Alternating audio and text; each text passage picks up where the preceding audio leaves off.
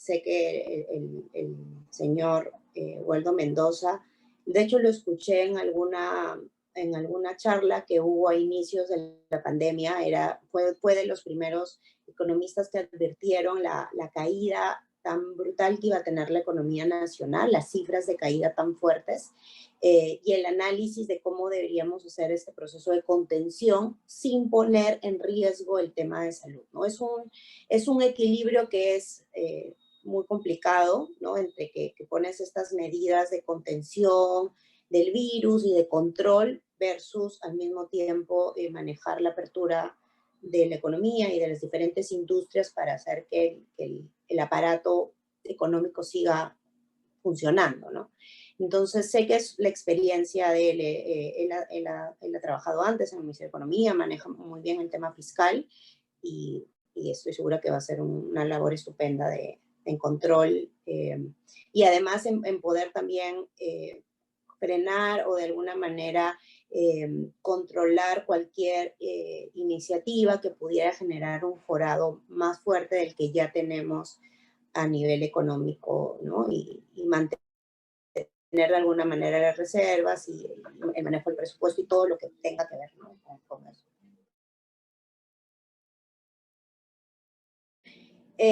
A ver, la discusión sobre el cambio de constitución en estos días precisamente ha adquirido más fuerza, creo que consciente o inconscientemente una decisión como la adoptada por el tribunal el día de ayer, lo que ha hecho es, muchos hablan ponerle como en la cruz, ¿no? A la constitución del 93, ¿no?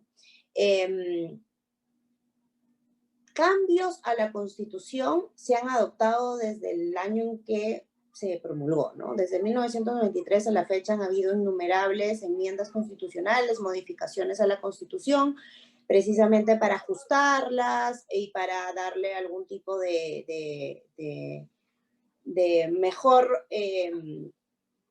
de adecuarlo un poco a los tiempos también, ¿no? Digamos que la Constitución, la norma suprema del Estado, debería tener una función declarativa, principista, es una norma suprema que ilumina de alguna manera la actuación de todos, ¿no? Del Estado, de las instituciones, de la sociedad, de los individuos.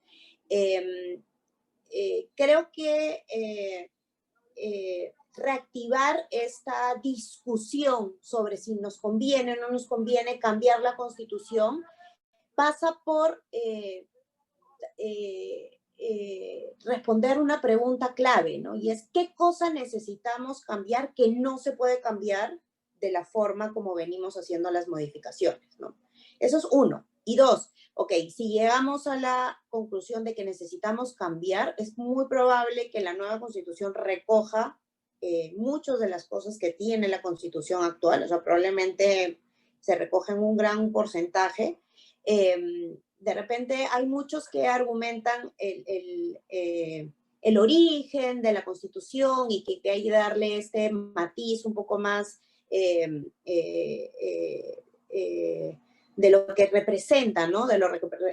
Es como un valor simbólico, ¿no? A lo que significa la norma suprema, de dónde emana la norma suprema. Esa es una discusión que puede ser muy válida en el sentido de que sí puede recoger los principios de lo que ahora necesitamos, pero bajo esa lógica, cada 20 años, cada 30 años debemos renovarnos y la Constitución debería ser suficientemente flexible, amplia sobre lo que necesitamos como sociedad para ajustarse un poco a los tiempos, ¿no? Y en esa línea debería permitir también una interpretación constitucional ajustada a los tiempos conforme se van dando. Entonces, creo que es clave responder a la pregunta, ¿qué necesitamos cambiar que no se puede hacer de la forma que se ha venido haciendo? Dos, si realmente ese simbolismo es importante y trascendental para el futuro de la nación. Y tres, la forma como se tendría que cambiar, ¿no? ¿Qué mejoras necesitamos hacer que sean importantes? Y traducir, ¿no? Creo que un ejercicio importante, crítico, y pasa por decir, ah, sí, no me gusta la Constitución, ok. ¿Qué no te gusta la Constitución? No me gusta ese artículo, ok. ¿Qué propones entonces? No creo que ese discurso es importante trasladarlo, es muy importante abrir la discusión, pero también que esa discusión aterrice, ¿no? La discusión creo que en muchos aspectos es difusa, ¿no? Difusa, se quiere, sí se quiere, ya, se quiere proponer, ya, ¿qué? ¿Qué cosa que no se puede hacer de esta manera y qué cosa concreta? ¿Y por qué es importante, no? ¿Por qué es importante para nosotros como nación y como país y con cara al futuro, ¿no?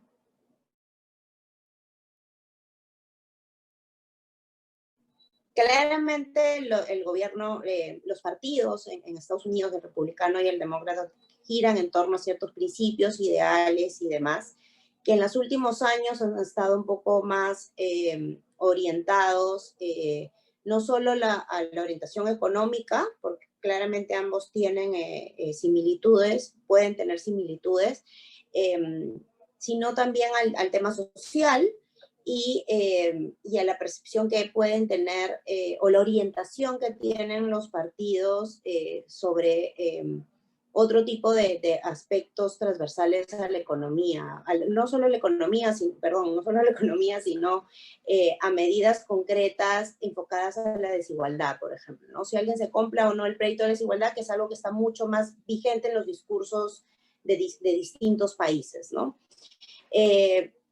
¿Qué cosas concretas nos puede aportar o no?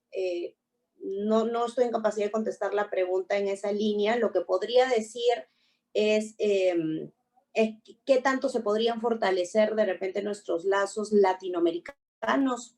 Existe como esta percepción que los gobiernos demócratas son más cercanos a entrelazar puentes con Latinoamérica, por ejemplo, los gobiernos republicanos de repente no van tanto en esa línea. Eso podría ser una reflexión así muy en voz alta, pero más allá de eso, creo que yo me voy un poco por las percepciones a nivel ciudadanía, ¿no? Ahora que nos hemos dado cuenta que estos movimientos ciudadanos, que la ciudadanía organizada tiene tanta voz, tanto poder, genera tanta presión, a mí me parece importante resaltar un poco los mensajes que vienen materializados a través de los líderes, ¿no? El líder del gobierno republicano, del Partido Republicano, el que ha estado en el poder hasta, bueno, que va a seguir hasta enero, cuál es su aproximación, cuál es su llegada, cuál es su mensaje como líder, ¿no? Hace unas semanas atrás escuchaba a este estudioso norteamericano Steve Levitsky, que es un politólogo y que tiene mucho conocimiento de la política latinoamericana también, y él decía, estos pequeños rasgos del líder republicano que lían un poco, rozan un poco al líder autoritario, es un mensaje que se traslada y cala mucho más en otros gobiernos, ¿no? Estados Unidos, gobiernos latinoamericanos, entonces recibimos un poco ese mensaje autoritario, un poco poderoso, y lo asumimos de repente, ¿no? Y eso lo podemos ver también a nivel local con estos pequeños ejercicios de líderes que pueden compatibilizar un poco con ese ejemplo, ¿no? Mientras que Biden, que, bueno, tiene todos los años del mundo en el mundo político norteamericano, tiene formas distintas, ¿no? Entonces, ¿qué tan importantes son las formas para transmitirlas a nivel ciudadano, a nivel político, a nivel sociedad, ¿no? ¿Qué tan importante es ser burlón? ¿Qué tan importante es ser, ¿no? Un poco tener estos mensajes tan bueno, con todas estas características fuertes que podían atribuírseles a Trump versus las que se reciben de parte de Biden, ¿no? Mucho más conciliador, mucho más buscando unirse en las diferencias, ¿no? Antes de burlarse de las diferencias, ¿no? Entonces, en esa línea es que preferiría enfocar de repente un poco la percepción que podemos recibir, ¿no? Si eso podría ayudarnos o no. Claramente nosotros estamos En otra línea, a mí me importa mucho el tema del ejemplo, ¿no? Un buen líder, ¿qué ejemplo transmite a la ciudadanía, a las organizaciones, a las instituciones? Si el líder del país más poderoso del mundo, uno de los países más poderosos del mundo, recurre a estos discursos, a estas formas tan agresivas, tan separatistas, tan autoritarias y demás, la ciudadanía, las instituciones, los otros líderes las asumen como normales. Si él puede, yo puedo, ¿no? Entonces creo que va por ahí un poco más y esperaría en todo caso que se sigan fortaleciendo los lazos eh, internacionales y que Latinoamérica esté en la mira, ¿no? Del próximo gobierno demócrata. Antes de concluir, quisiera dar una pequeña conclusión de repente de todos estos días tan convulsionados que hemos tenido. Es algo que suelo repetir en las clases que tengo el orgullo de dar en la universidad. Y es un mensaje que tiene que estar muy interiorizado entre los jóvenes de hoy, los estudiantes y demás, y es el reconocimiento de que la política importa, ¿no? Importa y nos afecta. Esta idea de segregación, de pensar que el derecho, el mundo jurídico vive en una burbuja aislada, la política es errónea, claramente, y de la misma manera pensar que el mundo económico y que las instituciones económicas y los agentes económicos o los mercados funcionan, operan en una burbuja intocable por los temas políticos, es algo que deberíamos ya tener claro y desterrar de nuestra cabeza, ¿no? Entonces, ¿qué implica reconocer que la política importa?